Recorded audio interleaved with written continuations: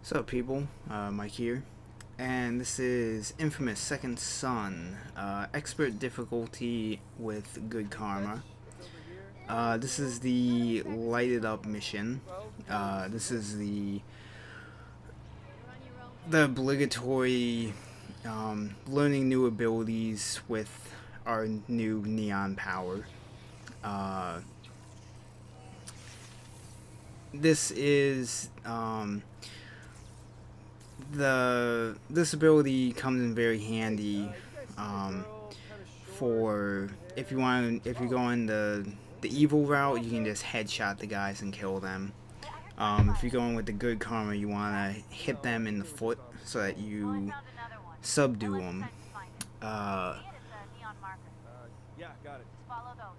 It comes in handy when you are trying to build up the karmatic ability.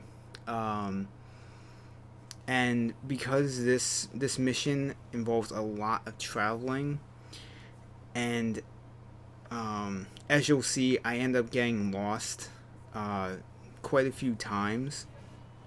So instead of just cutting out the entire traveling like I would have done, along the way I pick up a couple blast shards from some of the flying drones that are around the area.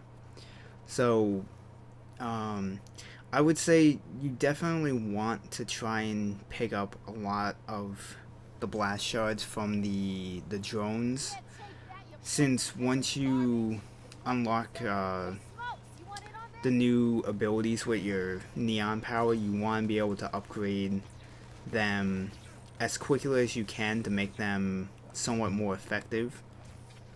Especially the shooting, you definitely want to get that upgrade so you shoot quicker than you do right now.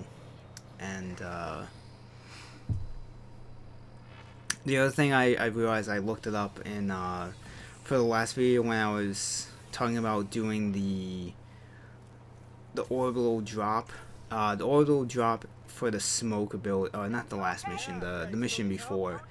The orbital drop is the heavy attack, and the normal, just when you're in the air and you punch the ground, it's the comet drop. I didn't even realize that I was calling them the wrong things, and I felt very stupid. With this thing, I wasn't really paying attention when I was playing at this part because I had my volume low while I was recording. And I believe that when you hit the guys with that ability and they're floating in the air, I think you're supposed to zoom in on them so you can easily subdue them. If you're doing a mission with Fetch, and you do that, she'll usually shoot a guy or two herself and help you out. But when it's just you, I'm pretty sure you're just supposed to hit them with that, and then you're supposed to zoom in and you can easily subdue them. But because I wasn't really properly paying attention like I should have been, I looked like an idiot before, and you get to see me being completely lost, just not knowing what the fuck direction I was supposed to be going in. And again, this is one of those things where I could have cut this out, but I felt the need to just leave it in, because of this moment, because I free some prisoners and got some good karma out of it. The other thing you have to be careful of, depending on how you're going through the game, I haven't really destroyed a lot of the DUP command stations and whatnot, so there are a lot of soldiers still around in the city. Mostly because I just wanted to try and get the first couple missions recorded so I can get these online. So I have a little bit more of a buffer time where I can spend the extra game time like clearing some areas out to make some of the travel a little bit more bearable instead of being shot at every 2 seconds from uh, a checkpoint section that the DUP has put up.